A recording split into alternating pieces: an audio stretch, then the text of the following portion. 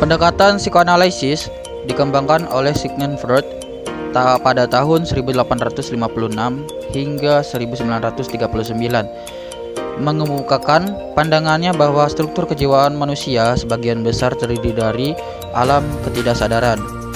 Pengertian psikoanalisis mencakup 3 aspek, yaitu sebagai mode penelitian proses-proses psikis, yang kedua sebagai suatu teknik untuk mengobati gangguan-gangguan psikis, yang ketiga sebagai teori kepribadian. Psikoanalisis merupakan salah satu faktor yang memberikan pengaruh dalam mengubah pendapat tentang penyebab gangguan psikis.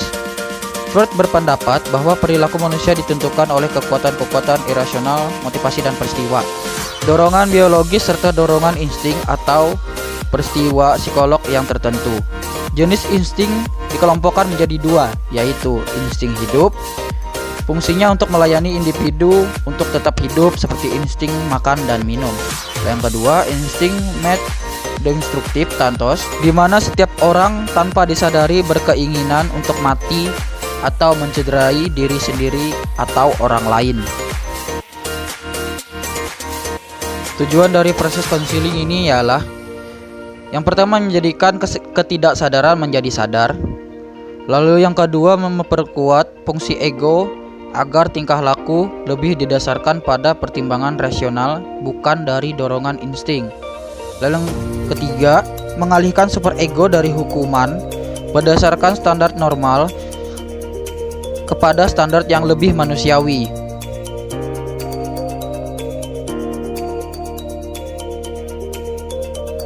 Adapun konsep dasar dari konseling psikoanalisis. Dalam teori psikoanalisis, kepribadian dipandang sebagai suatu struktur yang terdiri dari 3 unsur dan sistem, yaitu ID, ego, dan superego. Dalam pandangan psikoanalisis, tingkah laku bermasalah terjadi ketika dinamika antara ID, ego, dan superego tidak seimbang, sehingga muncul kecemasan yang menyebabkan pertahanan dirinya tidak berfungsi secara efektif dan efisien.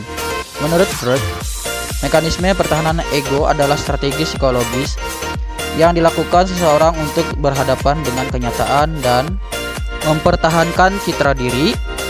Gunaan ego adalah untuk melindungi pikiran diri ego dari kecemasan.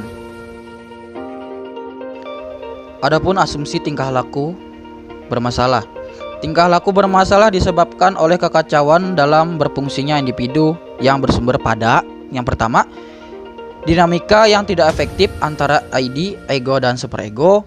Yang kedua, proses belajar yang tidak benar pada masa kanak-kanak.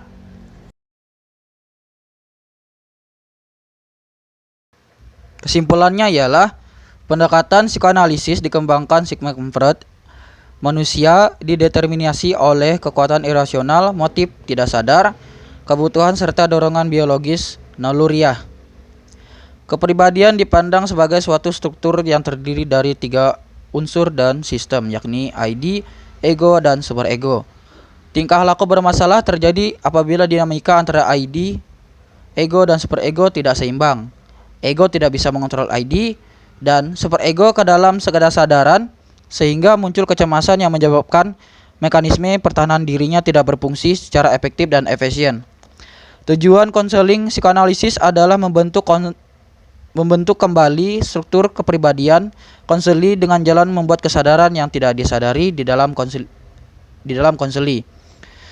Tahapan dalam pendekatan psikoanalisis meliputi tahap pembukaan, pengembangan, transferensi, bekerja melalui transferensi, resolusi transferensi. Sementara teknik konseling yang dapat diaplikasikan antara lain asosiasi bebas, penafsiran, analisis mimpi, analisis resistensi, analisis transferensi, analisis kepribadian, dan hipotesis.